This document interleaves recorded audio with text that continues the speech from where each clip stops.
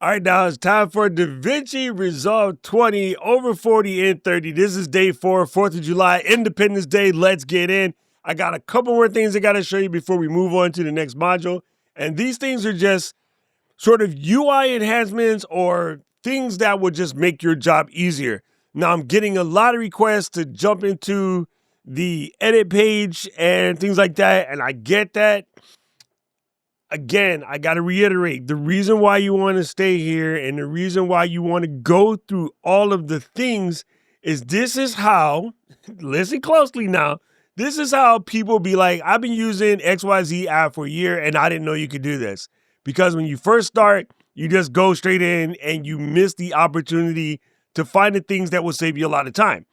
So what ends up happening is you waste hours and hours and hours of time over the course of, say, a year and a half of using a software without actually learning how to do it, right? Like I legit know someone who only 3 years after they got the car found out that you could stand in the back of the BMW and kick your foot under the license plate to open the back door when your hands are full of stuff. And I'm like, how'd you have this car for 3 years and you didn't know that? Like you could find it out if you were on page 2 of the manual. So this is why I'm doing it this way. Stick with me. Stick with me. Let's dive in. Let's dive in. All right. So what we want to do is pop over into this, come over here, and let's call it a day. So the first thing I wanted to show you real quick was, let's just say, grab a bunch of these thingies right here and let's throw them onto the timeline. Bingo, bango, pickle, mango. They are all in here.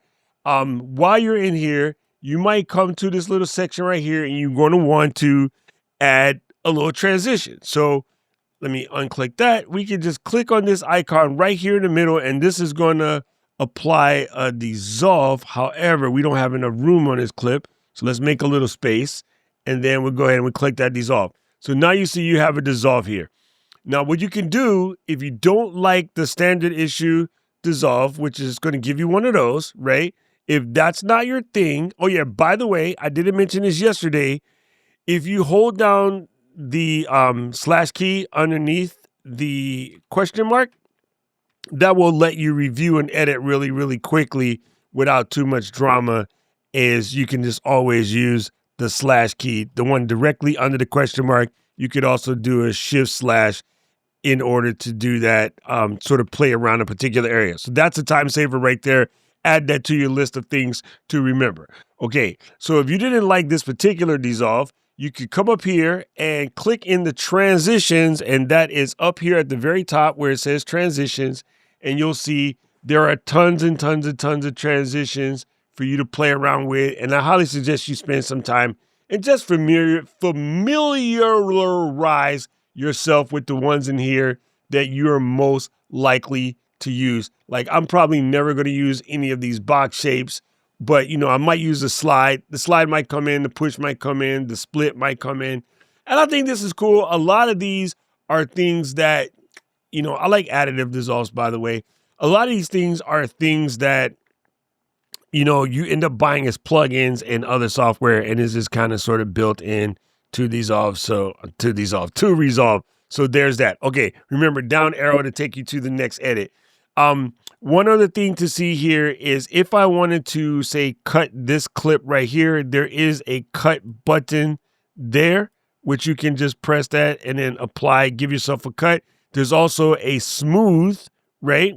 And what the smooth does is if you have a jump cut, you can use this smooth icon in order to even out the jump cut. So you do have that there. Let's delete all of these real quick. Let's select all and delete. And then we're going to go back to our media pool for a second here. And we want to grab ourselves an audio track. So let's use this one right here. We're going to bring it down to the old doohickey. Let me do this and then hit the append button because I've added a bunch of extra audio tracks in here for S and Gs. I don't have my headphones on. Let me do this real quick so I can hear what I'm doing.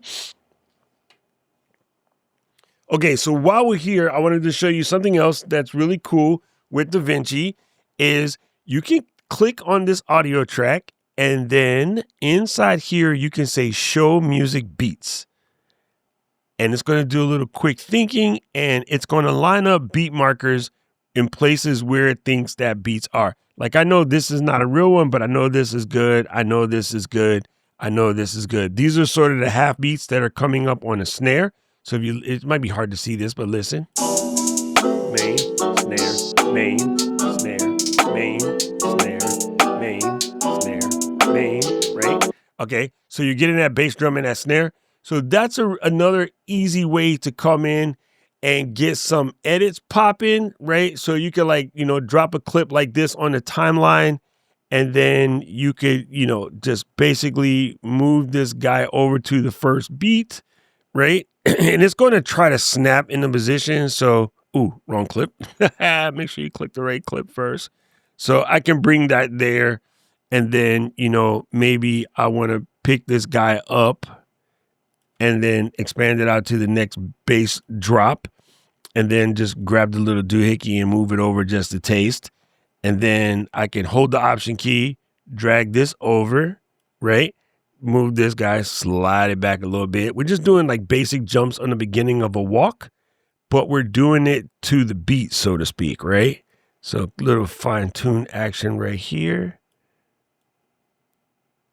There we go. And then let's slide this closer towards the end. And so what that would look like, just to see that it's working.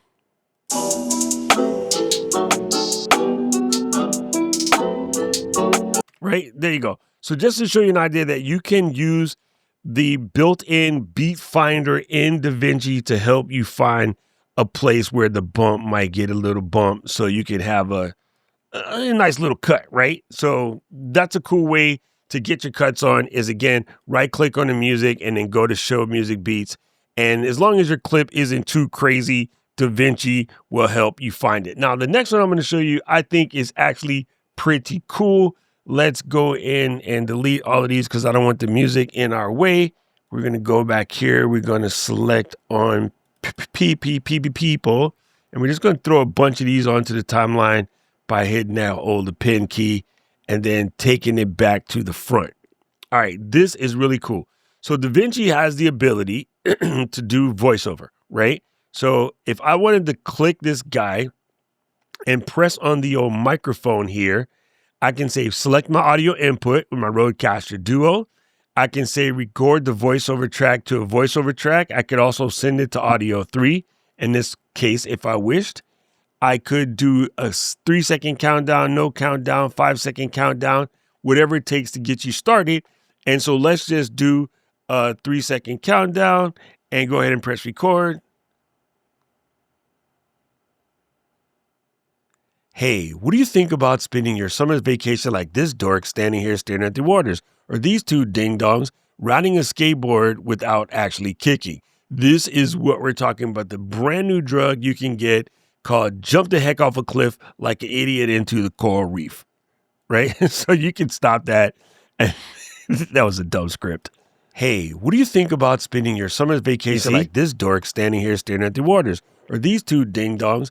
So this is going to, family, this is going to come in real handy if you are a type of person that is doing, say, product reviews, and you just want to be able to record, you know, what you're talking about, the opening, whatever, without doing it live. You could do voiceovers after. Very good for creating stuff for social media, so that voiceover is available. Now let's take it back one more step. Let's get rid of that, bring this guy to the front, and then right under this voiceover tool, you'll see, let me show you this again. Here's the voiceover tool here. This is where you set those settings. But there's another guy right here. This is cool. You can say load a script file. So I'm going to load this script from the desktop that I have there. And then if you click on the voiceover guy, I'm going to say enable prompter overlay. Now I'm going to press record. Ezekiel 25:17, the path of the righteous man is beset on all sides by the inequities of the selfish and the tyranny of evil men. Blessed is he who in the name, I can't do it, I'm too busy laughing. But you see what I'm saying? So if you got to do a script like that, you can add that. And of course, I believe the script pacing is based off of how long your clip is. So if I needed that to fit, you know, say tighter to what the actual doohickey is. I would just like delete out this clip, delete out this clip. Let's take out a bunch of other long ones and let's see how much faster we can make that run. I think that might be enough. So we're going to go back to the intro and then we're going to record. 3, 2, 1. Ezekiel 25:17. The path of the righteous man is beset on side by the iniquities of the selfish and the tyranny of evil men. Blessed is he who in the name of charity and goodwill shepherds the weak through the valley of darkness, for he truly is his brother's keeper. You see how they got much faster just by, lengthening or shrinking your clip. So if you have a script and you got your video at the right time, it'll help you just sort of nail what you need to say. But you know me, I'm not a script person, but I thought I should show it to you because some of y'all gonna have those things. So you can load this clip, clear the script. You can adjust the font size to however embiggen you need it to be embiggen. And good Lord, that's gonna be huge. In order for you to see sort of what you're doing, right? You can bless that script up to any given size. That 20-30% was kind of G for what I was doing. But yeah, just wanted to show you that you can adjust the line spacing. So if you needed to get a little bit tighter, you can make it tighter. There's a bunch of settings in here. Get in here, play around. You could even bust it up and kick it down to like 30% opacity so you can see the text behind it. But let's go ahead and clear that teleprompter. So you got that voiceover mode there, and you also have the script menu, which you can add there. So let's go ahead and turn that voiceover mode off there. Now, since we're already up in this piece, let's just come over here and click on tools. So you can see there is a crop doohickey that you can add right there. Let's actually come back over here. I want to reload this whole timeline. 1 second. Let's turn off the tools. And I did find out that this could be problematic at some points. It just might be a bug in Davinci. There we go. So I click that and you see I have my crop situation there, or transform rather. Transform just allows you to move a video around, sort of like a keyframing animation type situation. You got your crop, which will allow you to crop things. You have the ability to adjust your zoom. So as you're moving into a clip and as that plays, it'll kind of like Ezekiel 25 like that. Like, please kill that voiceover line. We don't need that. You have you have a bunch of tools in here that you can use in order to get things done. So that's for compositing. This one is for speed. So if we wanted to speed ramp a clip, like come over here, let's just jump this one out of the way. So we could click here and we're going to add where's my speed guy? We can click on speed. We're going to add a speed keyframe. Boom. And then we're going to add another speed keyframe here. And let's go boom. But this time, this is a slider. So we're going to crank it up to about 300. Let's get it close. Or you could also just type it in there if you want. 300. Bam. And then you could add another keyframe. Well, let's move it a little bit. So you'll see here, let me jump back to this keyframe. So you can jump backwards and forwards. Let's pick this up just a little bit. That slows it down. And then we can back out to the beginning of our clip and let it play. You see it sped up, and then it'll really speed up, right? Now, of course, you can hit this to reset if you have any problems, so you can reset that. But this is how you speed up and slow down clips. You see that a lot when you're doing things in social media, or you just, trying to get through that a few moments later. You can do that there. You also have the ability here to stabilize.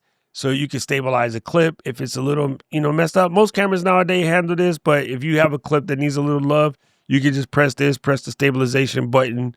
You also have the ability to sort of analyze a clip, and then you have auto color, which I'll show you in a split second. You have audio and you have effects overlay. So that's what you could do inside the tools menu here, all inside the cut page again. Again, we're working in the cut page because you got to get social media stuff done really, really quickly. It's probably going to be your fastest way to get it done. And right now, I feel that it is the most analogous to the old cut of caps, right? So you have that capability there.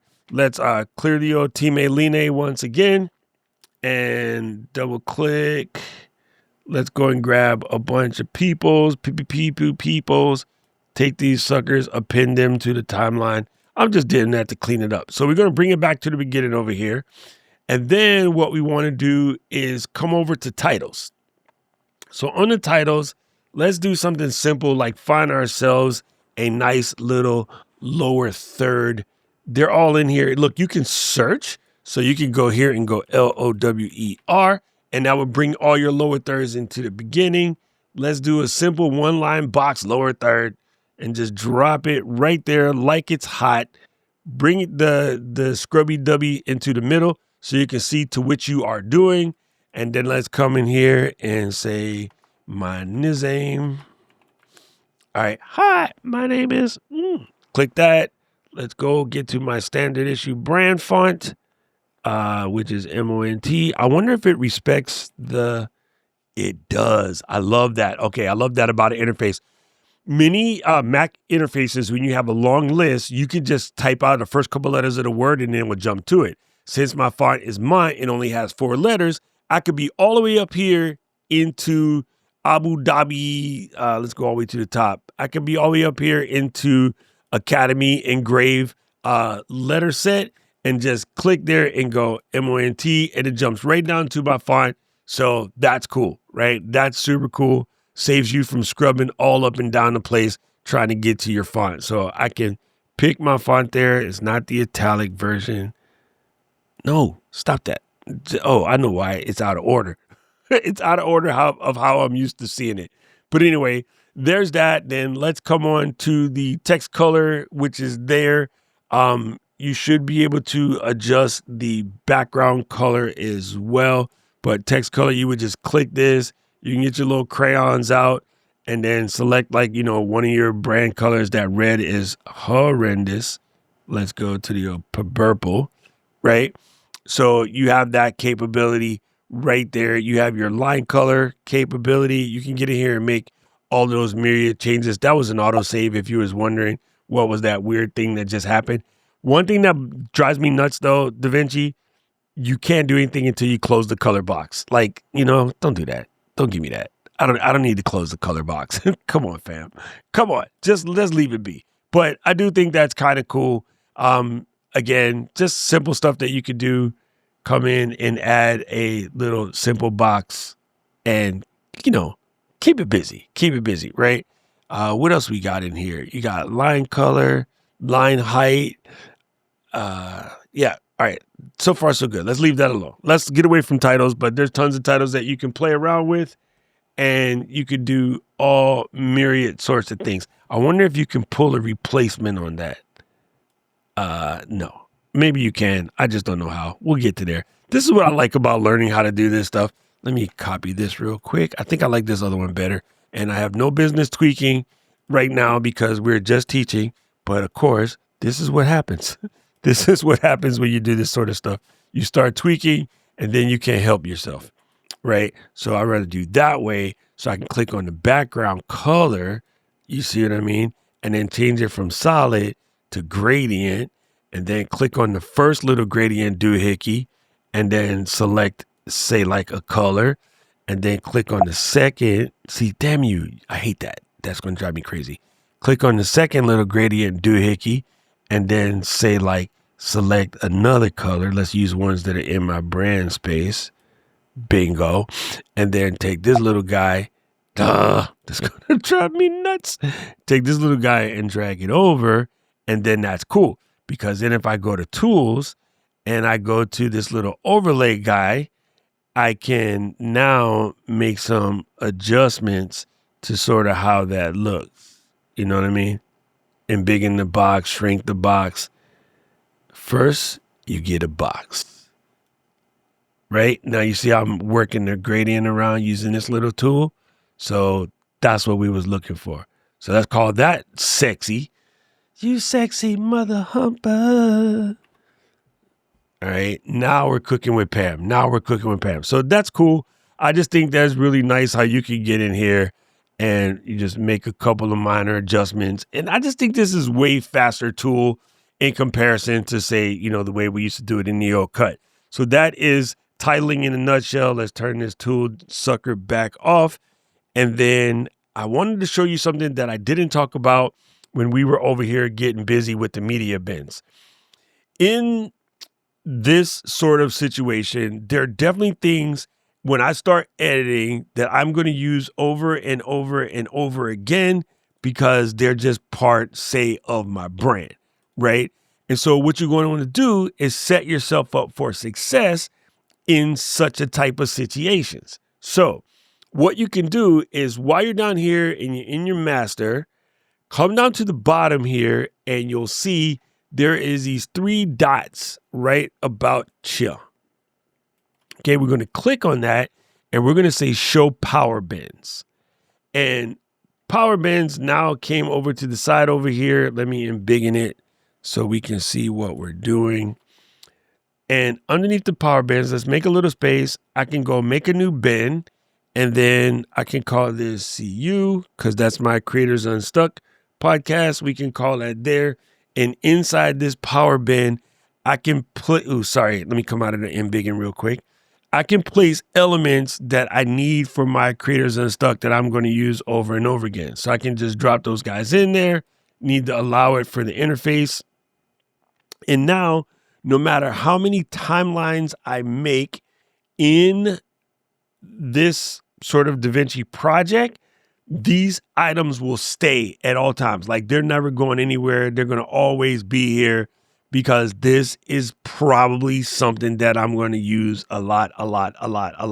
So knowing that it's going to keep these things on deck for me and I don't have to be chasing all over the creation as I'm building, like they're going to stay. So no matter what projects I create, these are always going to live, and that's what a power bin does. That means like songs that you use all the time, special effects that you use all the time, so forth, so on, and etc. So there is that. The other thing that I wanted to show you real quick while we're in here, let's go back to the cut page and let me clear out this teammate Line. And I'm going to come to my media pool real fast. I'm going to select this old video clip that I have, which is just me on here. And notice this is pre-shaving, but this is shot in the log format. Okay. Before we get into messing with this, we're not going to dive all the way into coloring. There's 2 things that you can do right here. So being that this is shot in the log format, it has that sort of muted look.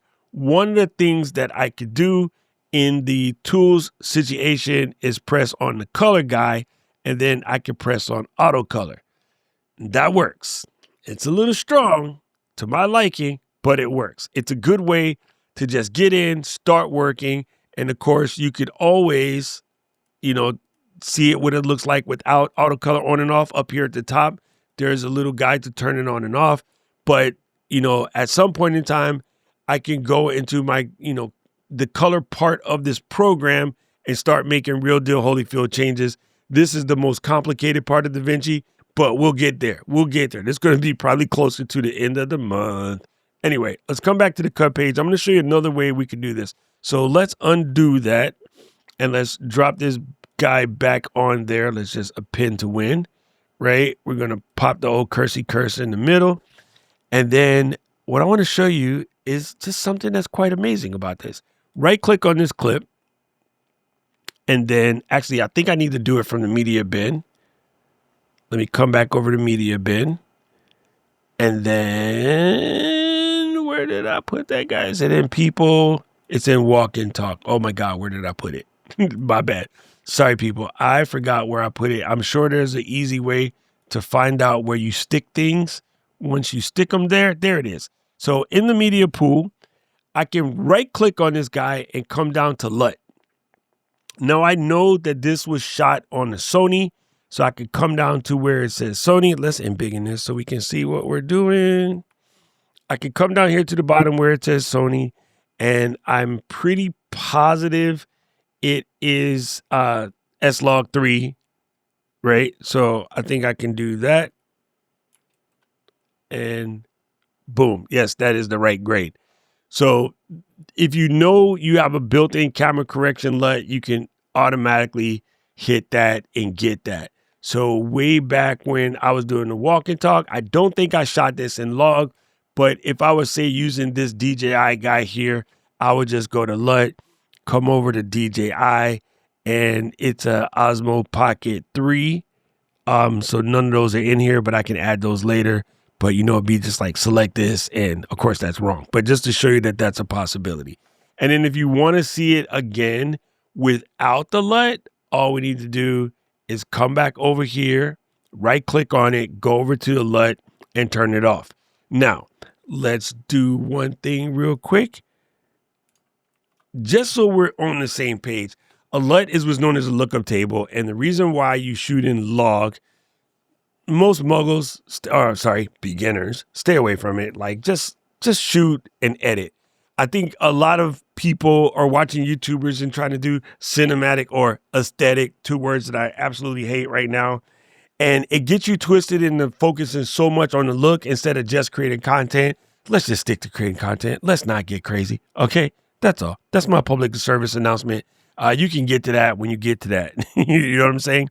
And then I guess the last thing I wanted to show you, which I just thought was pretty cool, was if I come to home here and I click on this template, and then I can bust out a new project from this template, right? Or I can start a brand new project. It's just cool. I'm going to say open in read-only mode, right? Which is going to make a copy of this template. Now, what that does is give me a brand new project setting, right? The timeline is already built in, the whole 9 yards. So if I go to the cut page, I got a nice, clean, empty timeline to get started. Notice that what I've done here, let me embiggen this from the bottom so we can see what we've done. I have 7 audio tracks, right? Because these 3 video tracks all have audio capabilities, and these are down here. And the reason I did this is because when I edit, I tend to have the main dialogue track, and then I have the special effects track and the music track and Auphonic, which is what I use to process, which I may or may not need to continue doing because Davinci has a whole audio editor built in. But this is the style that I'm used to. This is what I'm accustomed to, so it's already set up. And from an edit page, people, look, I've even gone as far as to pre-color my tracks, right? So now, if I slip over here into the old media pool, I don't have any media in here, but notice that my Creators Unstuck stayed because it's in a power bin, right? Those other bins from the previous project are no longer here. So I could go to the master, I could add clips and I can mess with it. But when I put a video clip, let me just grab a rando clip from my little drive here so it'll make absolute sense. If I were to grab a rando clip and drop it in, look, I'm getting orange on the main video track, right? If I were to grab this guy, I'm getting green on the B-roll track, right? So this is what I mean by having your track colors sort of pre-labeled. I didn't even have to go in and set these clips up, right? They were just already coming out the way we want it. So if I was to grab a little JPizzy and throw it up on this V4 track or V3 track, look, it turns to like sort of pink, or up there it turns to blue automatically. So when I'm working, I can sort of see what I'm doing. And then when I come back over here in the large timeline, it respects what I have been working on. You know what I mean? So as I'm building out my scenes, I got my flow, right? So the way you do that is go to home and you can create a brand new project, and then don't save this one. So you're going to create a new project and you're going to name it template, right? And I'm going to just name it template 2 so I don't muck myself up. Bingo. And then while you're in here, what you want to do is click on the edit page, and then you can add your tracks as many as you need. You can add your audio tracks as many as you need. Let me get rid of the media pool right here. And you basically add and subtract your tracks in here while you're doing what you're doing. And that just sort of makes your job easier. You can just, go to town and start cutting away, right? So you can add a video track there, but you have to create a timeline. This is our first problem. That's why we're not getting done what we need to get done. Create a new timeline. And then if you have X amount of video tracks, let's just go ahead and say 4. And I could take my audio tracks and go ahead and say 8, right? Let's call that a day and then say create. And then now when you come over to the edit page, you're going to right click on this and you're going to say track color. And this is audio. So my first track color is going to be blue. And then you can name that, like main audio, whatever you want to call it, right?